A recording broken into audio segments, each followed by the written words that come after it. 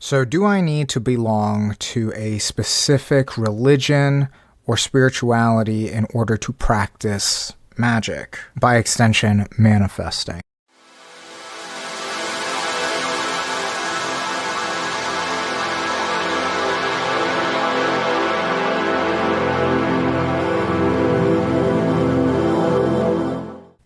I am Solomon Pakal. I come from over 20 years in experience and being raised in esoteric traditions, and I've got a lot of practice and theories that kind of contribute to this question. Now, just letting you know, I was raised in an indigenous form of magic that was very adjacent and encompassed by Catholicism, and I would go on to study many different kinds of religions. Just a little bit of background. I used to go to the Smithsonian Museum every weekend. When I was a kid, I lived in the heart of Washington, D.C., and studying other cultures was essentially like my father's job. So I picked up on that from a very young age. I also grew up in a very multicultural area, very multicultural esoteric area of the Washington, D.C., Baltimore area. So where you would have people of various practices come together at times, either in passing or in purposeful congregation. Everything from African traditional diasporic religions, indigenous-based religions, Afro-Latino based magical practices, but also Hinduism as well. And then in my more like university practices, Buddhism, just a broad stroke of cultures that I would come to learn through academic studies. But I would also travel around the world because of my job, and I got to go to and practice at mosques in the south of Europe and North Africa, East Africa, and Southern Asia, as well as study things like Sikhism, Jainism, Hinduism on the ground in India. So I've practiced and been exposed to and really immersed myself into a variety of different religions and esoteric practices. Without going down the whole list, I have a very broad knowledge to tell you that basically every religion has its own form of magic. Now, would they call it that? Oftentimes, a lot of people don't, because the point of religion is to maintain some kind of sanctimonious portrayal. These are for better or for worse, but they will often call what the opposing side to their organization does as magic, and from a Christian perspective, they would call like what they do, or like what, for example, Jesus did, would be miracles. And you can apply that to whoever's the main character of the religion, right? What they do is more aligned with what Christians would call miracles, and what the enemy does or the opposition does is what many people would call like magic, black magic, you know? And that's really, more often than not, it is just for the sake of narrative control. They are just trying to maintain a control of the narrative that we're the good guys, we're the order, you should always be coming to us, don't go over there, that's bad stuff, right? But I'm glad to hear scholars these days actually talk about this as well. There's holes in that theory when you look at it analytically. There really is no difference. Difference can be minuscule. And I'll tell you right now, there are such things as like bad magic.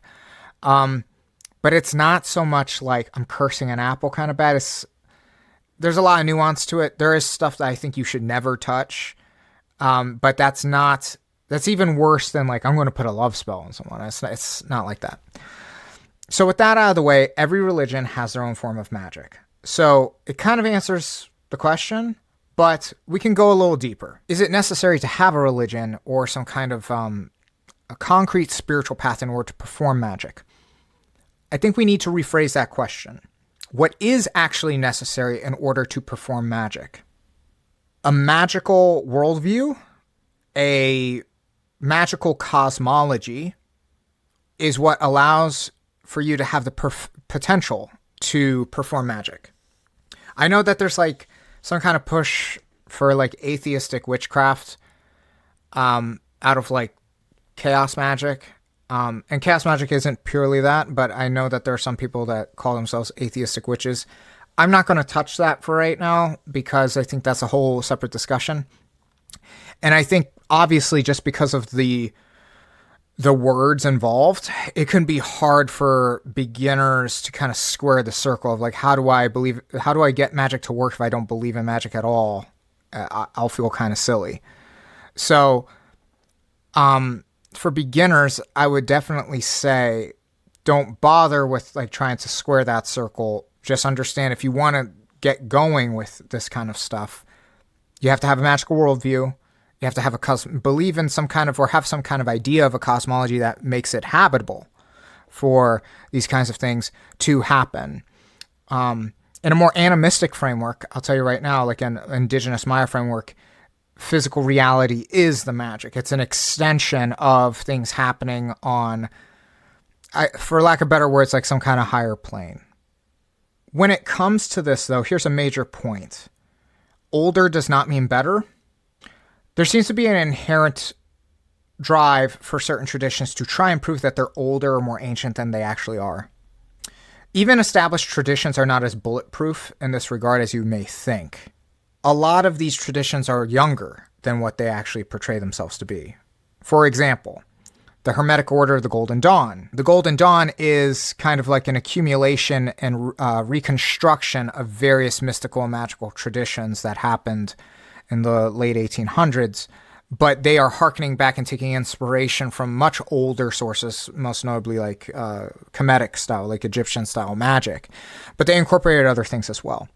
But they are a reconstruction, and reconstructions aren't bad. Like, there doesn't need to be some kind of unbroken tradition to get magic to work, nor do I think there needs to be some kind of unbroken tradition for magic to progress and have a much more legitimate standing in the world. Like, we just know more about them. We know more than our ancestors did in various regards, not in every regard, but, we have technological advancements for a reason. We do not have apartheid for a reason, at least in some parts of the world. But can you say like the Golden Dawn is Egyptian magic? No, but you can certainly say that it pulls from legitimate Kemetic inspiration. Here's another example. Brujería, or what is known as Brujería, has indigenous roots of various kinds of indigenous peoples, not just Maya. But because Brujería is, syncretized over the last 500 years, can you say that doing folk saint magic is indigenous magic, like indigenous pre-Columbian magic? No, you cannot say that, because these are syncretized, non-traditional masks that were used to disguise indigenous elements for the sake of survival. Nowadays, you have people saying that, well, in my tradition, and they're talking about folk saints and stuff, and it's like, that's not incorrect, but it is a tradition that is traceable to a finite date, and it would be within the last 500 years. Again, it doesn't make it illegitimate, but if you take it at face value from some kind of authority figure that this is some kind of ancient tradition, that can be very misleading. On a similar note, can you be an atheist and do magic? I think that question should be restructured. Atheists still perform magic even if it's unintentional. Yes, but doing magic intentionally while having a worldview that refutes the very thing you are trying to do will lead to a philosophical conundrum. That conundrum does not make it an ideal environment for magic to manifest results. But do people that are unaware of magic, don't recognize magic, do they still perform inherently some kind of like law of attraction based thing? Yes, but the thing is that the law of attraction is not the most powerful kind of magic. I'll talk about that more another time, because if it was, then, there's a lot of philosophical conundrums you get with that. Do all the people that are suffering in the world, are they just attracting to that because they don't believe enough or something? It is a power, but it is like a very minuscule thing. It does not mean you can overcome any circumstance simply by believing and affirming things. it certainly helps people that already have a lot of momentum. So this brings up another point: mental magic versus spirit model magic. This is a whole can of worms. So I obviously believe in spirits, autonomous spiritual beings, based upon my experience, my cultural upbringing, my falling away of cultural upbringing, and then coming back to it based upon experience, my own solitary practice, as well as doing group rituals and collaborating with other practitioners of various varieties and of various time periods in my life. However, there are actual statistics that support parapsychology. This is why I can't get on board for people that are exclusively the spirit model. Parapsychology and other forms of psychological psi research, anything adjacent to magic in the psychological field, has shown actual results and statistics for the work that it provides. And these branch into the mental modes of magic. Things more alongside egregores, affirmations, things about that. So for pure spirit bros, essentially, to deny the psychological fields of magic is denial, because there is no form of magic that has the same kind of statistical backing that the more psi adjacent forms of magic have in comparison.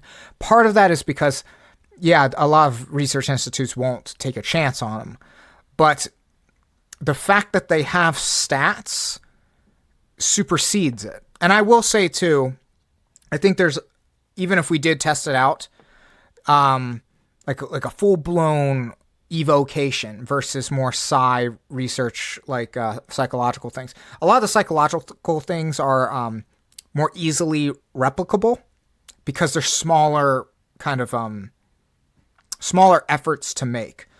Whereas something like an evocation requires so much, oftentimes, that the act of testing and the results you get back are going to be much more variable and probably like overall less astounding in quantity.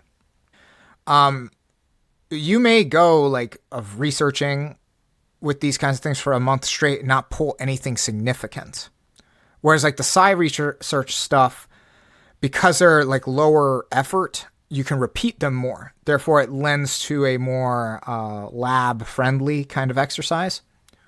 This is why you can't discount these more psychological-based models. But again, I'm not purely psychological. Dismissing things like the findings of chaos magic is simply denial.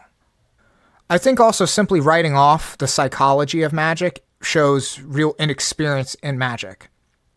I'll give you an example. The psychological tricks that multi-million-dollar advertising companies use are basically the same that sigil magic mechanics work off of. There's a lot of essentially mercurial magic tricks that advertising companies use. And these are people that don't believe in the magic, but they're using a lot of the same techniques or adapted versions of the techniques in order to drive sales. And it shows in their returns. Otherwise, they would not be investing money into these kinds of, they build small teams essentially to kind of hack the human mind. But if you watch their motives, they resemble very much like mercurial style arts. I would argue that those stats and the money that they're bringing in are a pretty good manifestation of their magic. But they're approaching it from a psychological point of view. So this argument of like, well, if I did it spirit-wise, it'd be better. You know, how many millions you racking in, bro? So, and there's some context there too. It's a company versus an individual. But recognize that the power of it. If you recognize the power of it, then you can kind of make better informed decisions about your own practice. If you want to support me in my work, consider subscribing to the Mystery Codex on Substack, or go through solomonpakal.com where you can find it. There I have early access to YouTube-style videos, as well as deeper dives into these concepts through articles. I also have signature series only for paid subscribers that I cannot release publicly for one reason or the other. If you want a tarot reading package from me or a complete Mayan astrological chart reading package from me, go to MayanMysterySchool.com and check for availability.